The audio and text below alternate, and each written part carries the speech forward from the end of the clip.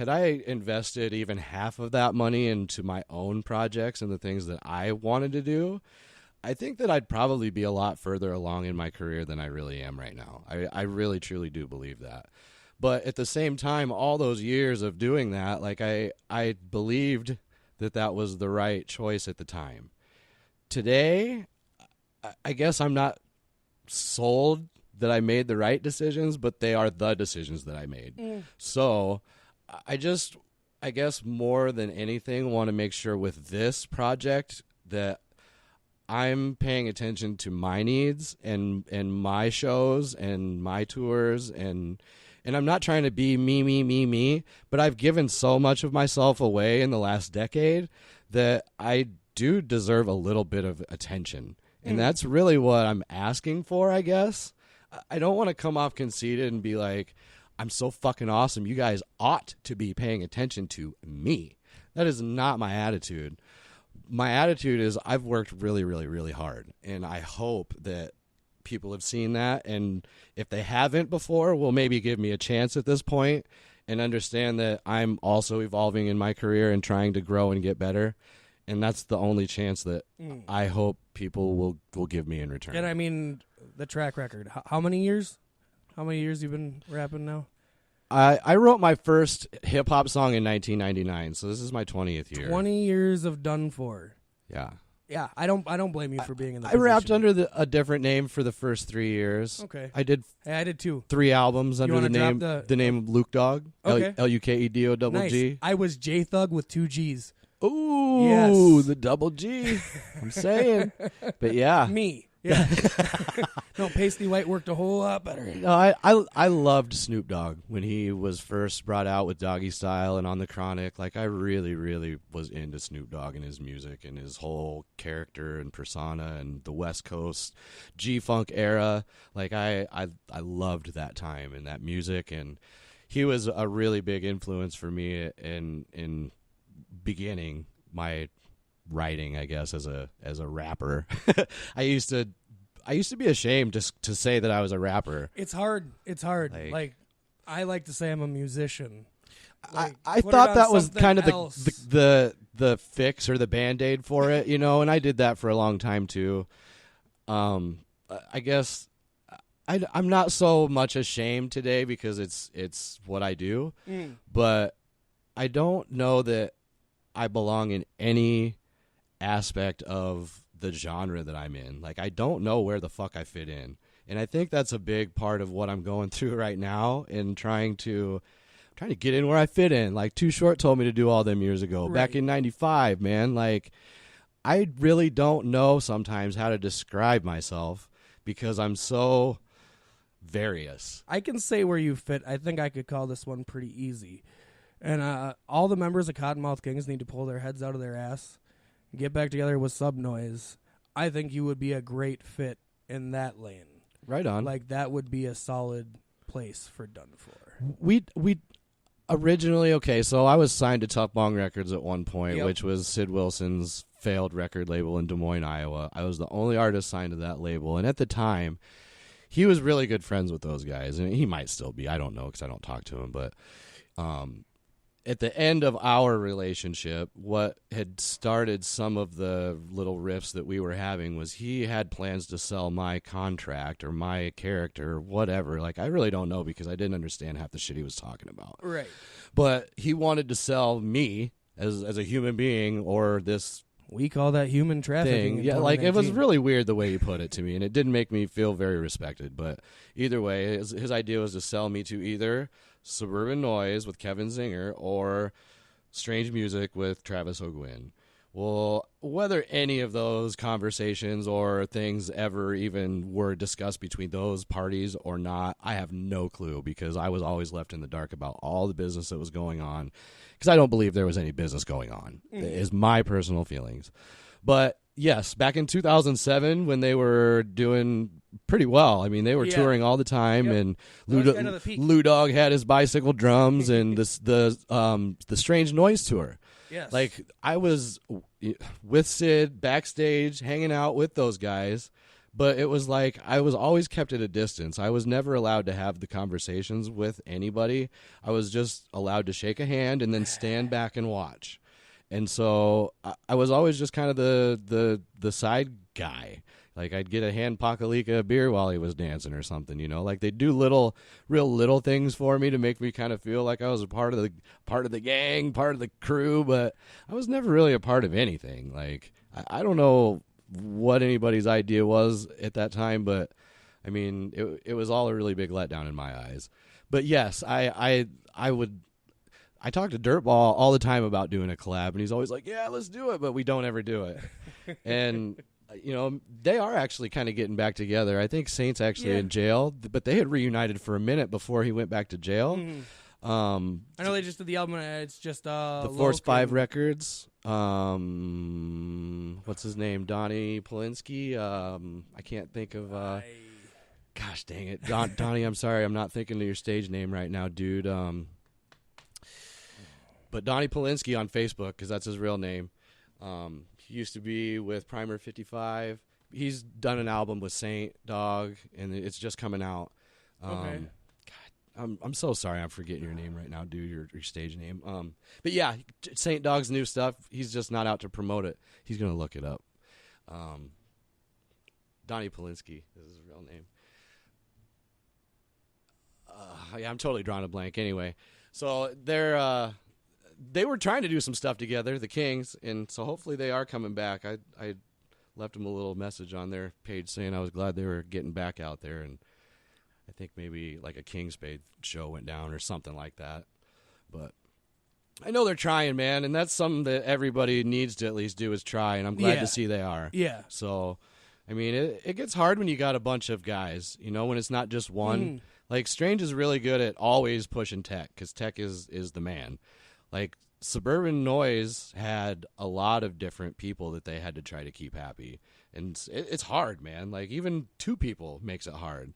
So, when you have a group of 4 people, plus a manager, plus a road crew, like, shit goes down. So, I hope they can get it back together and get back out there, man, because I was always a really, really big fan. Yeah. Like, Cottonmouth Crew, baby. It was a great time to be into their music. Is this the type of thing that we be doing every day? Diddy-dotty, diddy-dotty, diddy-dotty day. Like, I love that. Hidden Stash. Mm-hmm. Not many people have even heard that stuff. I used to have that. I was bumping it. Bump, bump, bump. Oh, that's my shit. All that stuff, man. Yes, sir. So, The World Is Dunfore 3. How many features we got coming?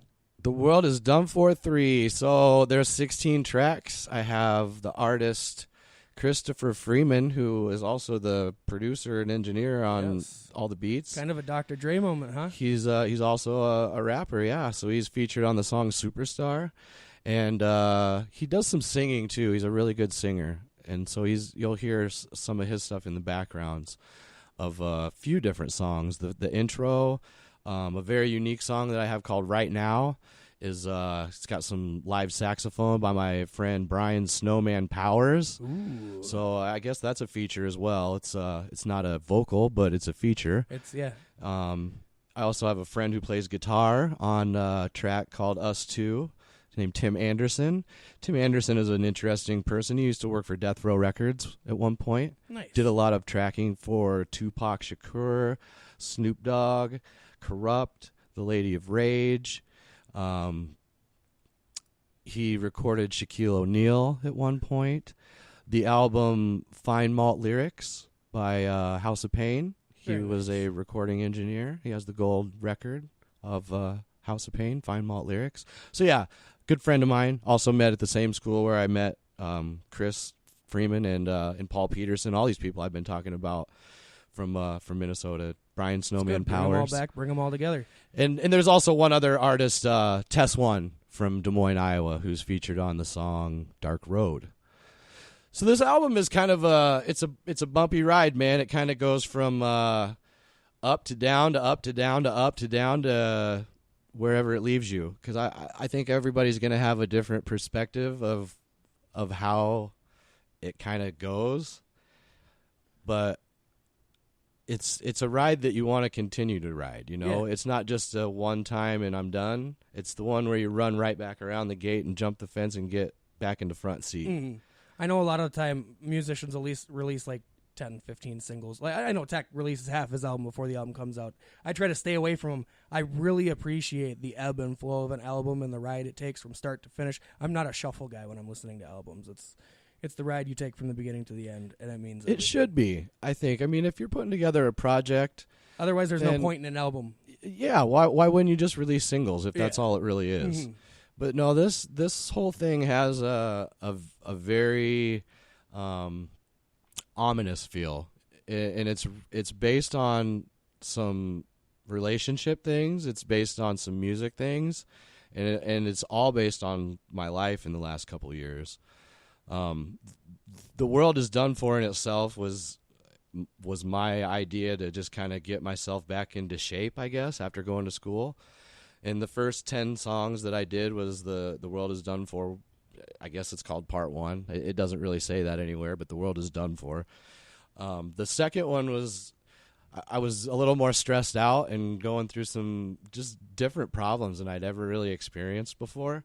And so there's a little bit more pain in the music in that album. And it's sometimes like, it's not that it's a difficult listen, but it's a very different vibe. Yeah, there's a lot of raw energy to it that I don't think we've really heard on any other. It's something that you kind of have to dig into and spend some time with to appreciate, and I'm still getting a different vibe sometimes when I'm going through. Like there's really a lot that happened to me in that time, and the songs don't necessarily come out and just say it, but they definitely dance around the way that I was looking at myself.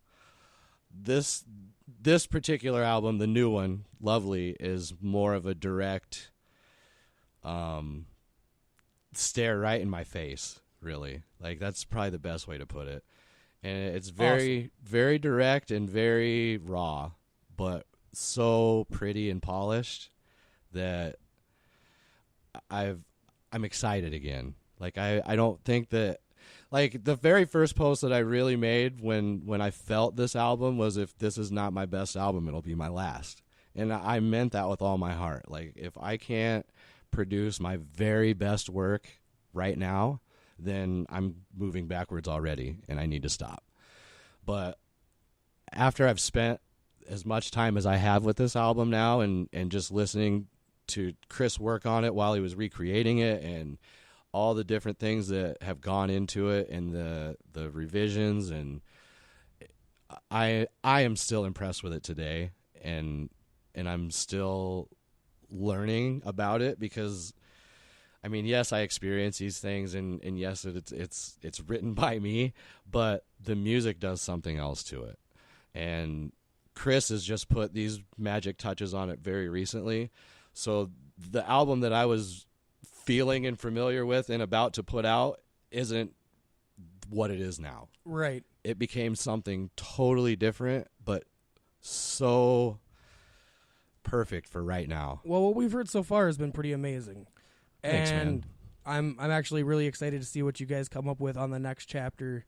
Being how much of it did you have done before he started working with you? Of this album? No, the fourth one. If you had even been working on it. We haven't begun really. I mean, there's a couple tracks that we recorded for this album that just didn't quite fit everything else. It was so different that we're gonna hold it back for the next one. So just I guess, not to talk too much about it, but The World Is Done For Part 4, be Part Forever, is probably going to be a 3 or 4 disc album. Oh, wow. It's going to be serious. And when I say serious, I mean to me.